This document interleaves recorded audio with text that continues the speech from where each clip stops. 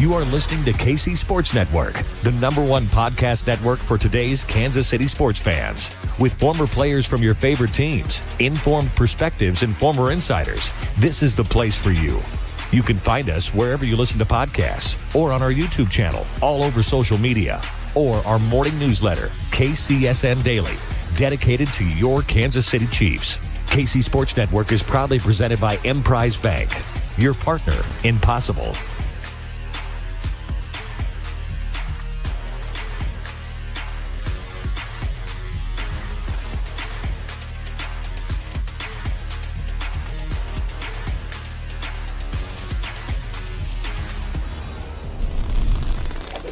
KC Laboratory, sponsored by Emprise Bank.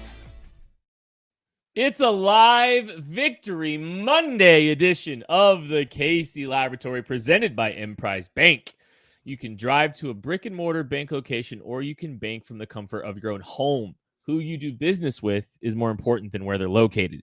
I choose to do business with Emprise, and you should too. They have all the tools to give you a phenomenal banking experience wherever you live. Emprise Bank, member FDIC.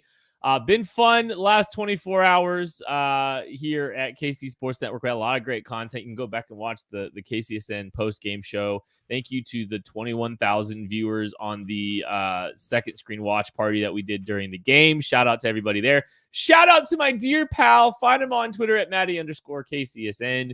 Matthew Lane, happy Victory Monday. What's up?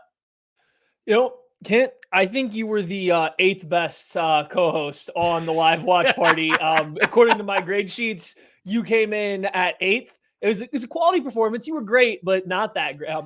No, you guys did great. You guys were killing it. You guys were absolutely killing it. I had a lot of fun coming on the post-game show. I like getting to come on with Craig and all of you guys hanging out for a little bit longer this year on those post-game shows. That was a lot of fun.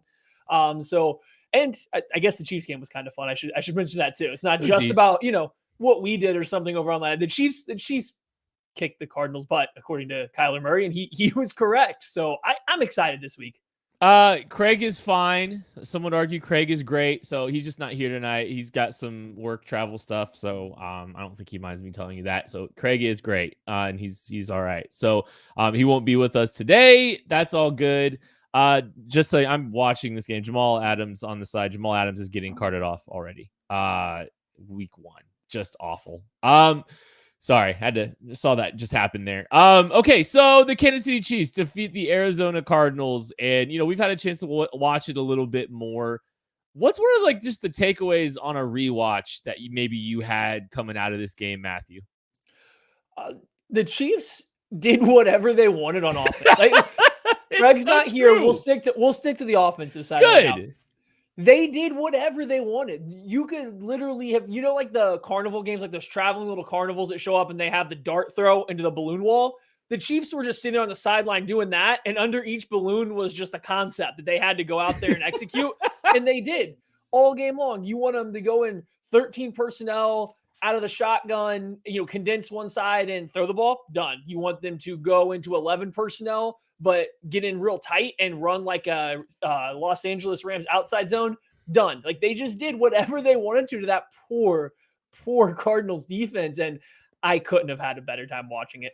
Good Lord. It was perfect. Like everything across the board, was pretty impressive. I don't know if I have a ton of notes on what we saw on the offensive side of the football, honestly, because it didn't matter what the Cardinals did. They didn't have an answer. And I think, they were trying to dial things up. And I know it's not typically the right idea to try to dial, try to blitz Patrick Mahomes. But I think, I think they blitzed him on 54% of his dropbacks. I think he threw 4 touchdowns against the blitz. Nothing big, no big deal. But I think I get the rationale a little bit why they tried it, because they didn't think that there was a chance at all that they were going to be able to get any pressure whatsoever with 4, because JJ Watt's out, Marcus Golden's not, was, just coming off of, some injuries. So part of me wonders if that was the line of thinking for them. It's like, hey, we're going to try to pressure him, and maybe even dialing it up a little bit more when they saw that Mahomes got hurt. I kind of just wonder if that's some of the line of thinking on why the Cardinals try to pressure Mahomes with added rushers. Absolutely. I don't know. No, It absolutely is. Like the Cardinals defense already does that in general, right? Vance Joseph with the Cardinals has a pretty high blitz rate. They like to play zone behind it. They play a hybrid front, but a lot of times it comes across as an odd front with a lot of guys standing and moving around. So seeing them blitz the Chiefs a lot already, I don't think was that big of a shock. Now, how often they did it? Sure, that makes sense to me, right? Like that makes sense that it was people are freaking out, but I'm with you.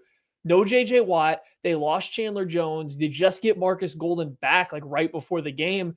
You're not sure what you're going to get as a pass rush. You already see that the Chiefs are coming out and from the very first play, like, oh, they look pretty good right now. What are we going to do? We got to force some turnovers. Maybe we can force them into a mistake doing this stuff. And I think it was just a desperation play. And when you come back out at the end of the day, I actually think the Chiefs were slightly more effective versus the blitz and the 4-man pass rush, but like not that much. It was pretty equal. Like I think the yards per, like the air yards per attempt might have been about the same, but the overall yards per play was about the same. So it's not like they were having success not blitzing. It was just bad no matter what they did. So yeah. I'm with you. I think it was a desperation play, but I don't really blame them for it. I wonder also if part of the reason that they tried to blitz Mahomes was because they were hoping there was a disconnect between him and his new targets with some of his hots, some of his sight reads. I wonder if there's a little bit of that too, where they're just kind of hoping there's miscommunication between quarterback and some of these newer targets that might have forced, so a few more errors. That wasn't the case. The new targets, the new look offense of the Chiefs, talking specifically about the new additions to this receiver room, running back room, the tight end room is the same essentially, but they're all healthy. I couldn't be more impressed with this group in week one. It did not look like this was a new group slapped together. And I don't know if it's fair to say, hey, this group just got slapped together last week or anything like that. I mean, Travis Kelce's still here. Offensive line continuity. Clyde Edwards-Helaire. It's just the receiver room got blown up is essentially really what happened for all intents and purposes. And not that's big, don't get me wrong, but I mean that quarterback and receiver group, they looked like they'd been playing together for years. You wouldn't have known that was their first game together, except for maybe one play where Juju probably should have sat down, throttled down a little bit, it was like a dig or a curl kind of route or whatever. I think there was like one play there where it kind of looked like there was a little bit miscommunication between him and Mahomes.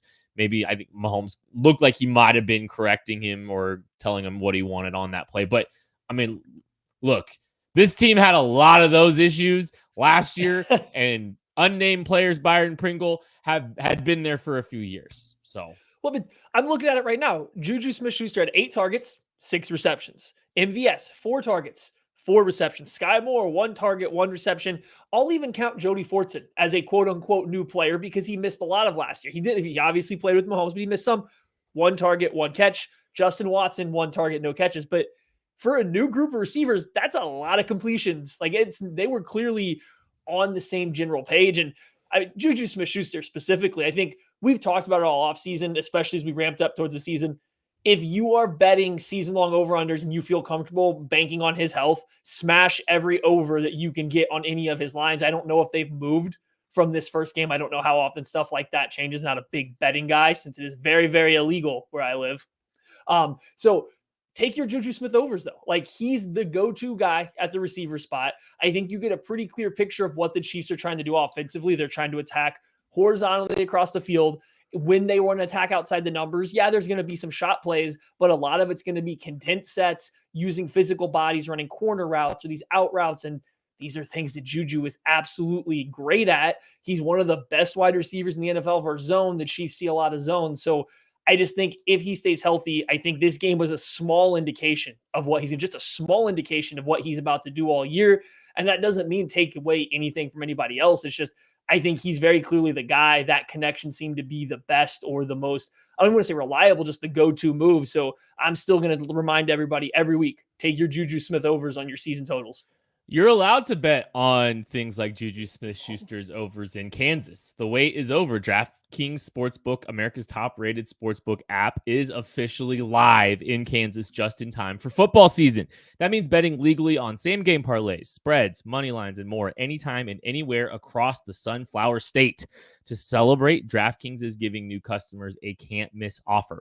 Bet just $5 on anything and get $200 in free bets instantly. Download the DraftKings Sportsbook app now and use promo code KCSN to get $200 in free bets instantly when you place a $5 bet on anything. That's code KCSN only at DraftKings, America's top-rated sportsbook. Gambling problem? Getting help is your best bet. Call 800-522-4700, 21 and older, physically present in Kansas. Eligibility restrictions apply. Bonus issued as free bets. One early win token issued at opt-in moneyline bets only. Deposit and wagering restrictions apply. Eligibility and terms at DraftKings.com/Kansas on behalf of Boot Hill Resort and Casino. All right here. So we talked a little bit about the offense. We can probably continue to talk a little bit more if you have any more notes that you want to talk there. Is there anything else on offense that you want to go over outside of that? I mean, I one thing. Go. If anything else, okay. If you don't got anything, Chiefs are big team all of a sudden. I'm sitting here, I'm trying to chart from like the condensed game because the all 22 hasn't come out, and I'm just trying to chart the Chiefs personnel. The amount of times that I have to run a play through to see jersey numbers because I can't tell if it's MVS, Juju Smith-Schuster, or Jody Fortson. Or if I can't tell if it's Travis Kelce, Noah Gray, or Justin Watson, who played a surprising amount. I think me and a lot of other people were calling out the Chiefs won 13 personnel when they weren't. It was just Justin Watson's really darn big. And so is MVS, and so is Juju. My wife doesn't watch a lot of football games just because the way things set up. When she was watching the game, she saw Juju Smith-Schuster catch one pass and was like, whoa, that guy's huge. And I'm like, yeah, I think he added even more weight this year. And this happened right before I think it was the slant where he drug like half of the Cardinals roster, like 10 extra yards or whatever it was. So it's a big offensive weapon group. And that's something the Chiefs have definitely not had during, Mahomes' tenure. It's big, but like I don't think it plays big, but also it doesn't it's not sacrificing anything. I don't think it's not the Chargers. They still can take stuff off the top. It's not the Chargers where everything's just contested stuff. I agree with that. It's like a different version of a football team, because you've got dynamic pass catchers at the tight end position. I mean, the Chiefs have the most dynamic pass catching group of tight ends in the NFL. I mean, and they blocked well, all things considered. I think they blocked pretty well this week.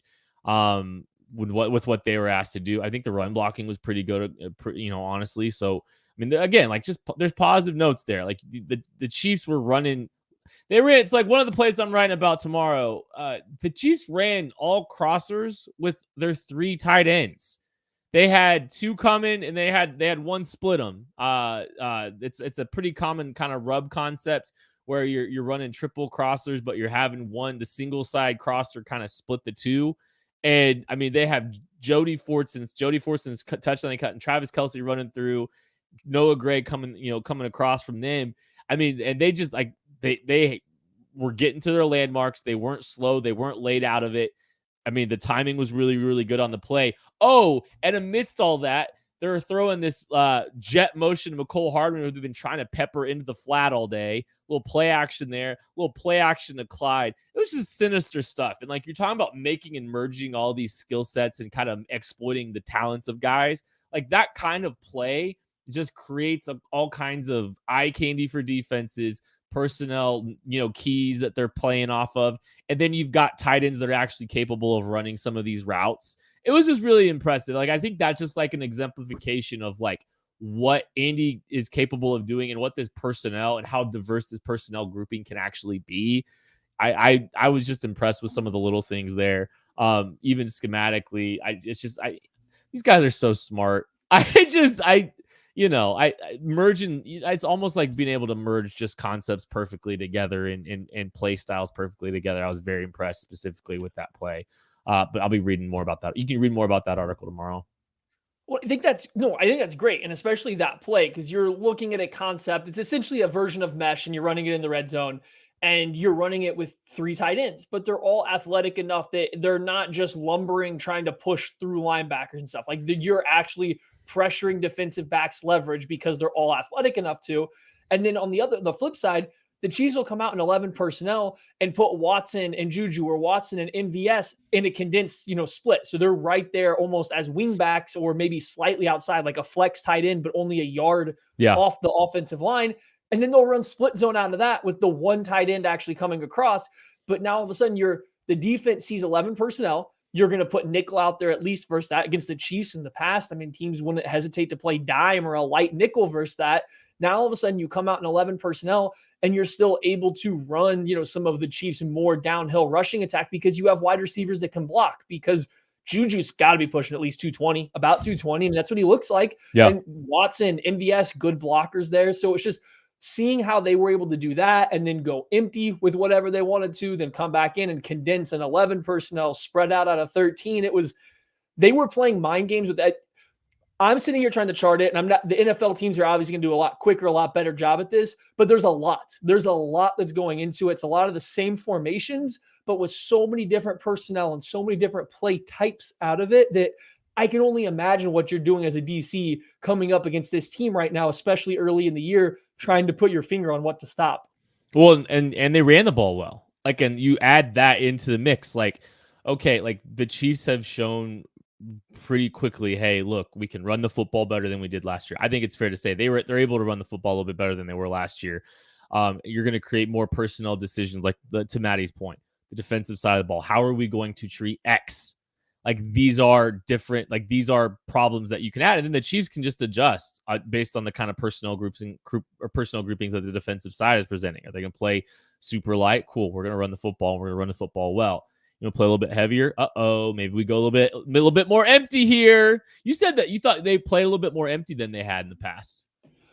Yeah, I think they did. I've only got about halfway through charting it, but I think I even heard on another podcast, I want to say it's either the Ringer or the Athletics football podcast, but they talked about it too.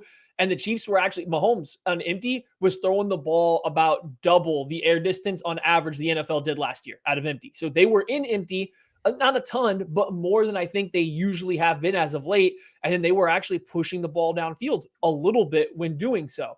Now, I think it was a 1 or 2 chunk plays. Maybe it was one of those longer corner routes to Kelsey or something that ended up, raising the average. But still, they went out of empty. They completed a couple passes out of it. And it was just, they weren't just throwing quick bubble screens. They weren't throwing now routes out of it. They were using it as a weapon. And I think it's worth noting, every time they did, they sent the running back out wide to the 2 wide receiver side. So you were mostly just getting a, some kind of 3-man route on the backside of your empty, but it was working. And the Cardinals tried blitzing. They tried not. It just, no matter what the Cardinals did, the Chiefs are figuring stuff out. And you just go from that condensed set to the empty sets, and the Chiefs are hitting everything they want. If one of those deep shots to McCole Hardman connected, just one of them, this is about the most complete game you could ever see. Like, They were there, and an NFL is going to see like, oh no, this is still very much in the bag and something that they will probably hit if keep giving this look. But if they actually executed it this week, like that I don't know, that's a whole game. That's a complete game. You could not ask for anything else if they hit just one of those. I'm glad you brought up McCole, and I want to end on this. We'll jump to the defensive side of the ball, but I really liked the plan for McCole this year. Honestly, I think like what we saw so far, I've actually very much like the usage for him. So, they try to get him fast into the flat, trying to pop him, quick and on the edge and try to get him, catching the ball and turning up the sidelines. But then on the deep overs and some of that kind of stuff, he's running a lot of the vertical stuff that you did see Tyreek run, some of that kind of vertical stuff. I like just how his usage was first week. Obviously they didn't hit, but I like what they did with him. I don't know. You looked a little bit iffy on that. Okay. So it's good to have this, because now this whole podcast isn't just going to be sunshine and rainbows. McCole Hardman, I agree with you. I generally like the usage. I think he has the ability to be a good vertical receiver. So using him on these shot plays and then behind the line of scrimmage, getting him moving pre-snap is the best way to use him. However, I can't but help think in the back of my mind that Sky Moore, who maybe isn't quite as fast as McCole Hardman when you time a 40, isn't going to give you a better chance to catch one of those deep balls. I'm just thinking in the back of my mind, Moore had 7 snaps. McCole had, I believe, 27 or significantly more. I want to see that number get a little bit more even, because I think Sky comes away with one of those deep routes like I've seen. My thing with McCole Hardman running deep routes, he reminds me a lot of Albert Wilson.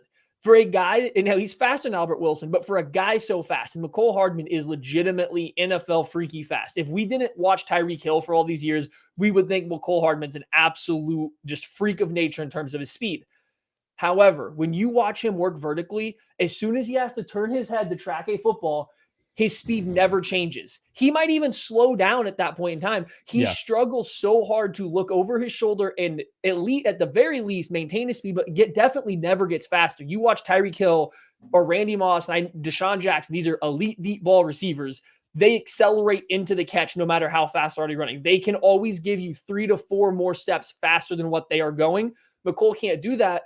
But I think even if you look down to just deep ball specialists, John Brown during his heyday, Willie Snead, when he was doing a really good job being one of the most efficient deep ball guys, they could give you an extra, 2, 3, 4 steps to accelerate into a catch.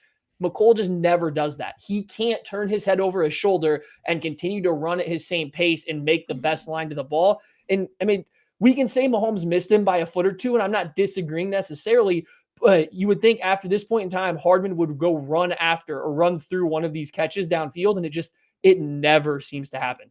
I think one of those was definitely on him. Just watching him try to run through personally. I know he got a little upset, I believe, on social media today about some people saying that.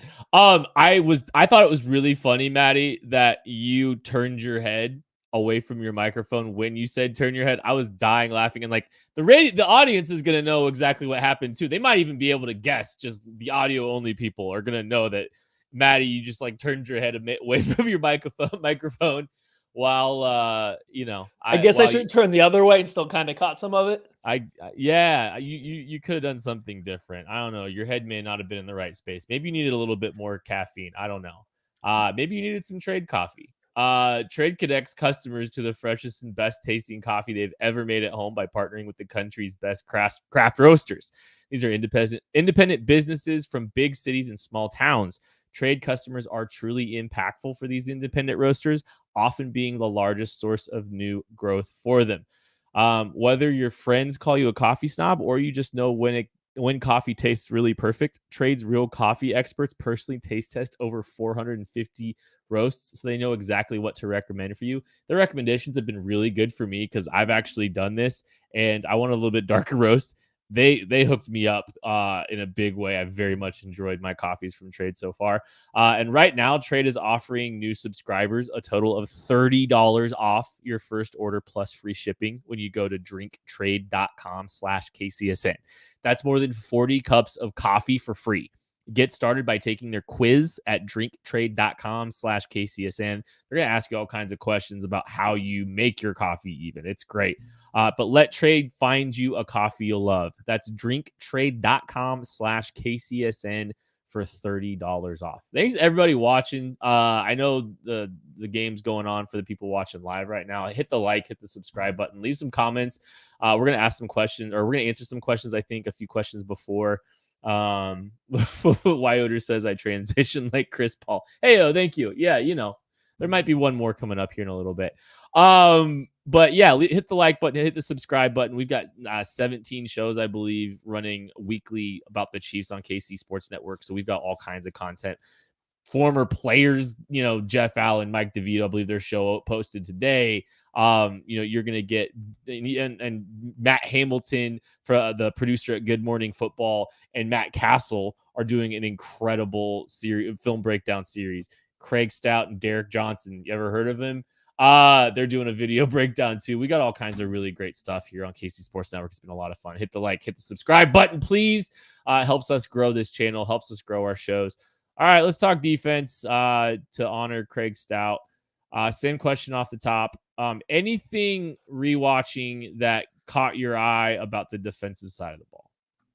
I think the defensive line played even better than I gave them. We were kind of giving them credit for on the immediate postgame show. Just a quick rewatch or like live, I kind of thought they were playing it a little bit safe. They were mush rushing a lot and they were getting to Kyler, but I almost kind of had the belief that it was a little bit more coverage based and the fact that the Cardinals had no real receiving weapons.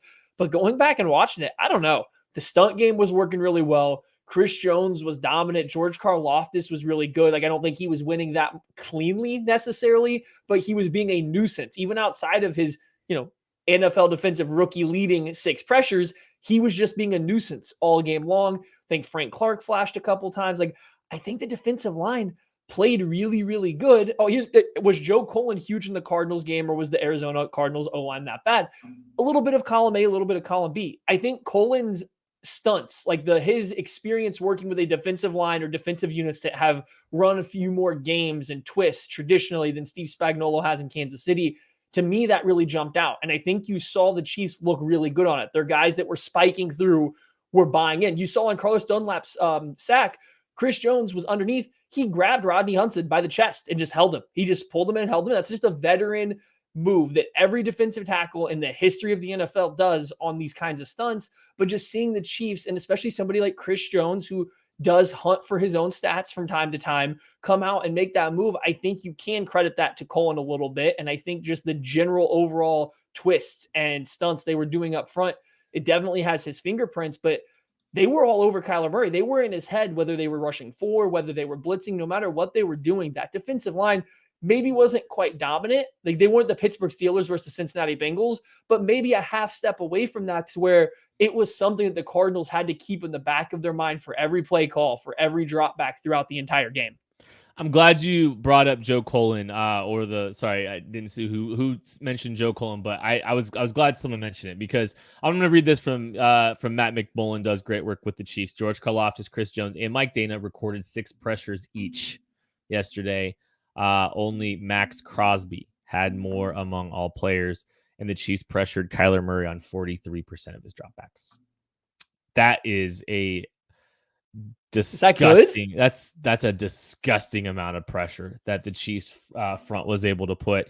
The stunt game, yes, I think that played a big factor. I think that the stunt game was exceptional. Shout out Joe Colin for his performance and getting those guys there. Because I mean, we probably haven't, we really haven't talked about Joe Colin a lot. And like, I think it was kind of one of those wait and see things. What was the impact of Joe Colin going to be on the defensive line? And I think you kind of saw a little bit of this already. It's like, okay, this group really, they put a lot together here. I mean, they were in sync. They were coordinated with their stunt game.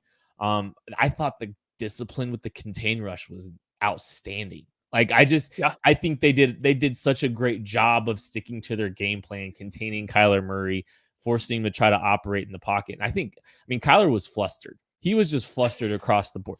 I mean, he was bad. I mean, I told you, I said it on the post game show. Kyler Murray he missed some low hanging fruit to extend drives. Even beyond the throwing decisions, he wasn't seeing stuff pre-snap at all. I think he was worse before the snap than he was after. Like, he definitely missed some guys, but I don't think he had any idea what was happening before the ball was being snapped. And it's crazy because I know Rodney Hudson's getting protections correct. He has a long NFL career of being one of the best centers. He's getting some protection calls correct. I'm not saying he was never wrong or never beaten, but he's getting some correct. Kyler Murray's not throwing hot. He doesn't seem to realize where the pressure's coming from. He doesn't know which pressure's on him. He couldn't see a cat front side or backside to save his life. The corner, the defensive back corner blitzes primarily and slot blitzes. He wasn't seeing it backside. He wasn't seeing it front side. He had no clue. Snead wasn't even hiding it that first sack on 3rd down. He wasn't hiding it. He was literally inside the tight end. He was aligned more or less as a 7-tech right off the defensive end's hip. And then it wasn't even a safety. I'm pretty sure it was Trent McDuffie that was also over there for one receiver. Like, unless they think Snead is going to play the back coming out fast to that side, like, what's he doing there? Right. Like, you realize that there's 2 cornerbacks sitting off the backside, and Kyler Murray is just like, nah, no way they try that. No way. Like, I don't know what he was doing. He was really bad before. I think after the snap, like, I will chalk a lot of it up to they were overmatched for his play. I'm not giving him excuses, but they were clearly out-talented, especially given all their injuries. It's just, he was really bad before the snap. That's, half Steve Spagnuolo, but half Kyler Murray. But, like, honestly, that's kind of encouraging to hear you say something like they were more talented. And, like, look, I know this defense has a lot of talent. Don't get me wrong. But the Chiefs rolled a bunch of young guys out on the field. They had a bunch of young guys playing, and the talent showed, and the talent played, and they played well. I mean, I don't think I can't remember Trent McDuffie getting targeted. If I remember, like, I don't think he did at all. And so, like, I don't know. I was very impressed with the defensive coordination, the talent level everything. It's just encouraging to see how quickly that group was able to come together. We have some news here, really breaking quick. news. It's breaking news. Tucker, quick, change the title of the show because this is just breaking of all breaking news. This is from Tom Pelissero. As Harrison Butker deals with an ankle injury, the Chiefs are signing former Jets kicker Matt Amendola to the practice squad per source. If Butker can't go, it'll be Amendola kicking against the Chargers on Thursday night. Justin Reed, you're a real one, my friend. That's not surprising at all. I kind of anticipated that this would happen.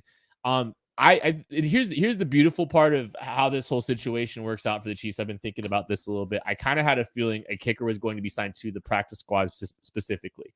For sure. It's a 4-week minimum if you go on injured reserve. I don't think the Chiefs really want to do that.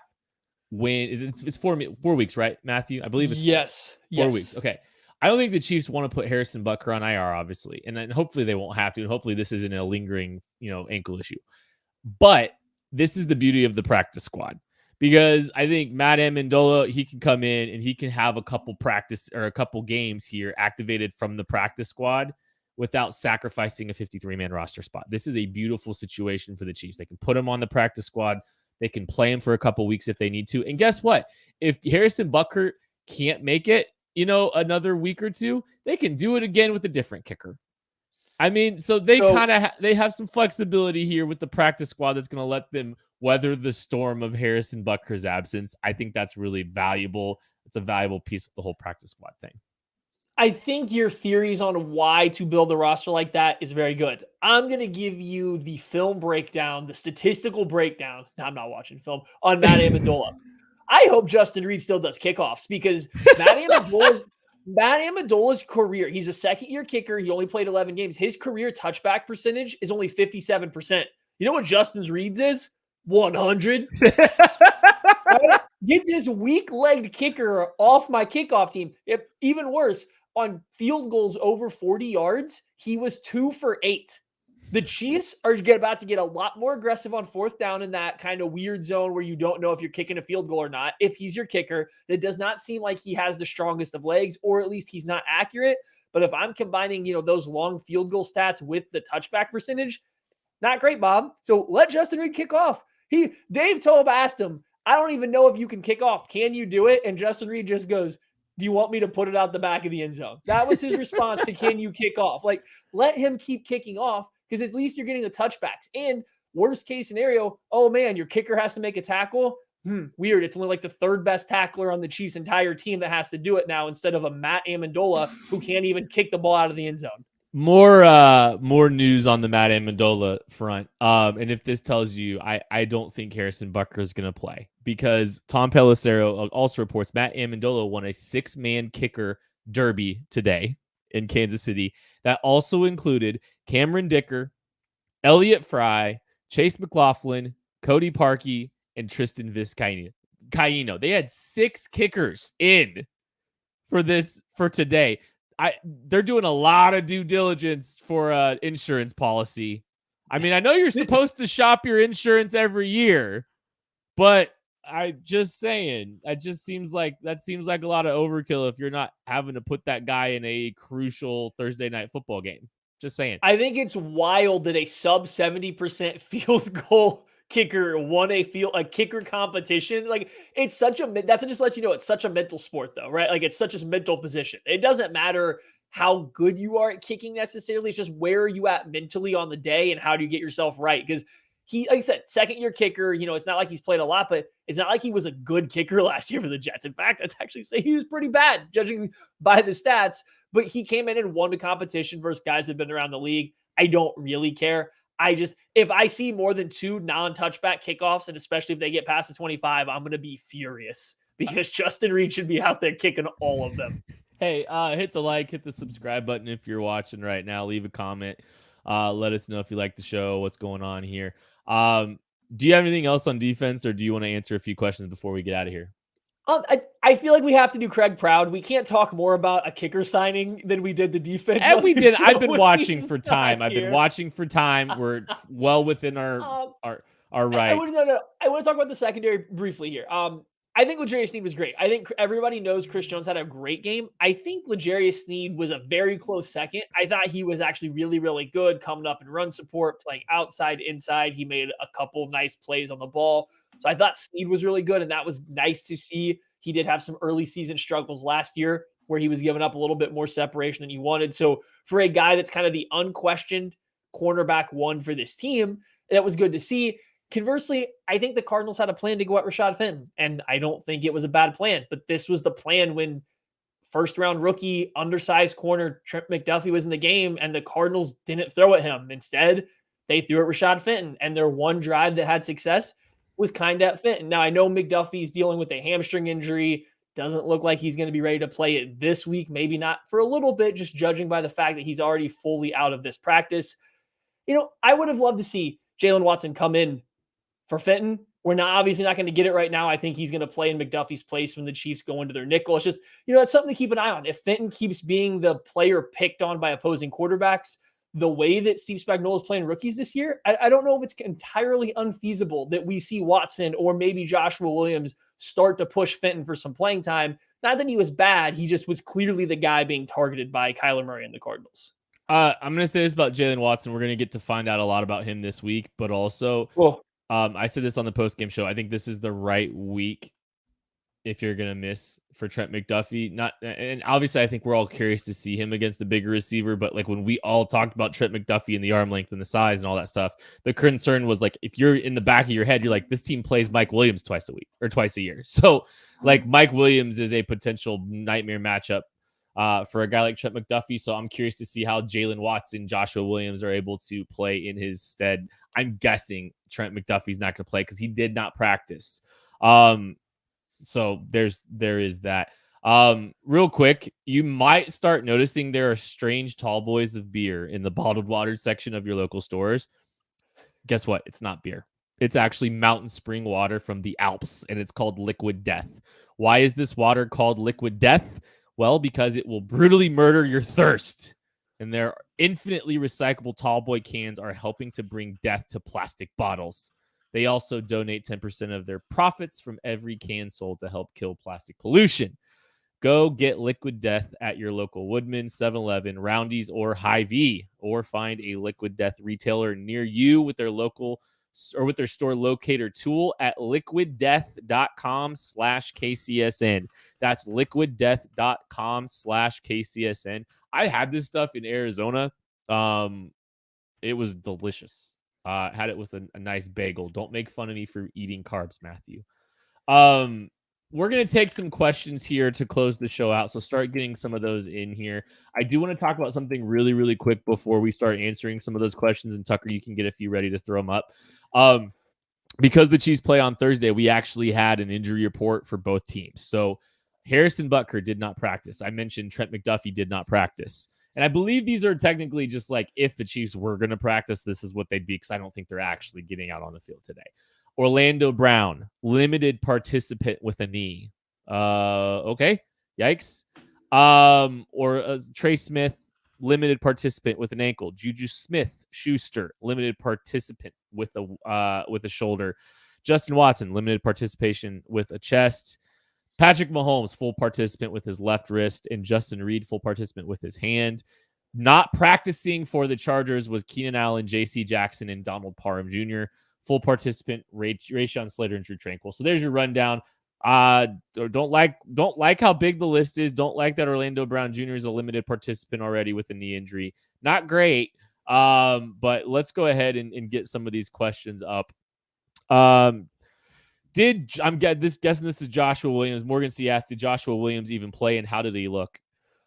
Well, I couldn't tell you how he looked because CBS took me off the game when he started getting in there. So I really have no gosh darn clue how he looked. I think he did come in late in the fourth quarter. From what I can see, I didn't get to focus on him just given the chaos of trying to find somewhere to watch the game correctly. And then it was a blowout, got kicked off the TV. So, I was kind of doing other stuff then, but he didn't look bad. It's not like the Cardinals were just targeting him over and over again. I do need to take some time to see what he looked like. I think it was still very telling that Watson was the first guy in and they didn't split reps. It was at no point in time that Williams come in and take a series for Watson. And even though the game was starting to get out of hand, you could have very easily put Williams in there to get some target, to get some coverage reps, and they still didn't do it until they pulled Fenton, I don't believe. So I think that was pretty telling. We talked about it a little bit on the in the preseason too. It's like Jalen Watson might be a guy that's more capable of stepping in day one to contribute. Josh Williams is going to take a little bit of time, a little bit of seasoning, and I think you saw that in the last preseason game. All right, next question, Tuck. What you got for us? Oh, DJ Beagler asks, I thought Juan Thornhill looked good. What were your guys' thoughts? Kind of up and down, right? Like, I think some of the plays on the ball were great. Some tackling issues can still kind of linger with him. So I think, there was one specific play. I think that the Kyler Murray was picking on Juan Thornhill's tackling ability because they went empty. It was like 3rd and 4, 3rd and 5, something like that. Greg Dortch was lined up over Juan Thornhill. And I mean, Kyler Murray was targeting Greg Dortch, hoping Juan Thornhill wasn't going to be able to make the tackle, and he didn't. So, I mean, I think they were picking on the tackling ability a little bit, but obviously you saw that game-changing play in coverage. I think that's a guy that's going to make some plays on the ball during the year. I don't know if you have anything else to add to that, Maddie. No, I think that was about right. Very good in coverage. The tackling was a little bit more hit and miss. I did like, though, he was moving well. He was moving kind of like he did in the playoffs last year. Like, he looked like a guy that was confident coming downhill again. So if you're going to miss tackles, miss them fast. He was kind of like that at Virginia when he switched to safety anyway. So, like, I'm okay with that. It's not great to miss tackles as a safety, but, you deal with it if a guy's going to play fast. So I think that he looked to be back on the Juan Thornhill track. Cool. All right. Matt Kentner asked the most standout rookie. I know my answer. I know what you're probably going to say here too, Matthew. This guy we haven't really talked about much. Yeah. It's George Karlaftis. I think definitely George Karlaftis. He played a lot of snaps. He played the most snaps for the Chiefs defense. He never once looked like the moment was too big or the athletic requirements were too big. He played well versus the run. I don't want to say great, but well. He was not dominant as a pass rusher, but a nuisance, a 24/7 nuisance. And if it wasn't for being Kyler Murray, and I think the Cardinals were trying to get the ball out pretty quick, I do think he comes away from this game with a sack, maybe 2 sacks just from being a nuisance. Like, that was good to see. I was very proud of what we saw out of Karlaftis. I hope that we get a few more chances of him in like traditional drop back passes against Herbert. You will. So I think that'll be fun matchups watching him against Slater, who I believe he would have played against while back in college. Flip him over and put him against Pipkins on the other side. I really like that matchup for him. A power, motor rusher versus Trey Pipkins, I think, is the matchup that I would be hunting. Better is the right word for him against the run. He's better than what we saw his last year at Purdue, and that's really encouraging. Like what we saw against the run. Like, that's growth. That's getting better.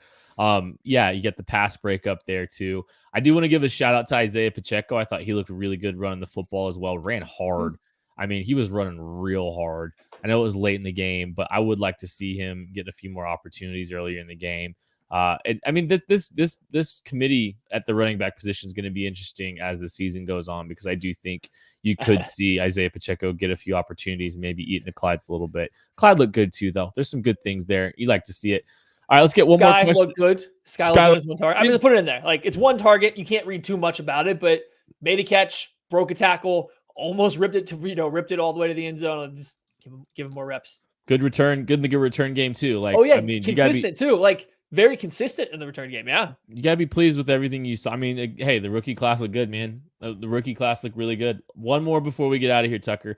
Jackie Moon, do the Chiefs switch up what they do on 4th and inches, or do they stay with QB sneak and find a replacement for Bell? You go first, Matthew. Oh no, this is the fullback trap all day, every day. They're not switching up. They switched it up. They already switched it up. They switched it up last year. It's fullback trap. I am intrigued. If Trey Smith can't play, do they still do it? Do they do it behind Nick Allegretti, who is definitely more of a power player, but he's still not Trey Smith? He's not getting down on the 4-point stance, launching out like a battering ram to make sure you get that 1 yard that you need. So I am curious, based more on what Trey Smith does, because it's always fullback trap, fullback dive, whatever you want to call it, right? But I don't even think it's a gap. I think it literally is called fullback trap behind 65. Like, that's what the play is. It's not even a gap. So it's off. It's an off center eye from the fullback. Mahomes pivots out and hands it off. They ran it 13 times last year they ran it 14 times. The first 13, they ran the ball. They finally play action passed off of it and got another conversion. I believe that one was against the Bills, but it was like 13 out of 13. They ran the exact same play in that 4th and short situation. And I think it was 12 out of 13 were successful or something like that. It was nuts. And it might have been 13 out of 13. It might have been 100%, but if not, there was like one that they didn't convert on. So yeah, that's their 3rd and short play. I thought we were going to see that on potentially one of the plays when after Trey Smith had left the game, the Chiefs ended up not doing it. They were given the first down. I forget the play, but they were given a first down. But I was actually very intrigued to see what they were going to do. There was a reception right at the line to gain. I think they were given the first down. I thought they were going to be short, and I was very intrigued to see what they were going to do with it. Yeah, I don't know. We'll see if they actually do it again still this year. I mean, it worked so well. They will. No, they did it in the preseason. They'll do it. It's just the preseason though. Like they take all the old recycled pieces. You do not go 12 of 13 or 13 of 13 and get rid of a play. No chance. Yeah, I mean, I think Trey Smith's impact is very possibly felt there. So that's going to be worth monitoring. We will be back Wednesday with a live game preview edition of this show, getting you ready for Thursday night football. Normally this show, our second show of the week's on Thursdays. This week it's on Wednesday night, getting you ready for one of the biggest games of the year for your Kansas City Chiefs. It's coming. It's hitting you fast this year. Chiefs Chargers week 2, opening week 2 on a Thursday night, opening Amazon Football. Cannot wait to preview one of the biggest games of the season for this football team. Make sure you hit the like. Make sure you hit the subscribe button. Make sure you're following KC Sports Network. 17 shows getting you ready for the Chiefs this week. Thanks, y'all. Thanks, everyone, for watching, listening, and we'll catch you later. Chiefs by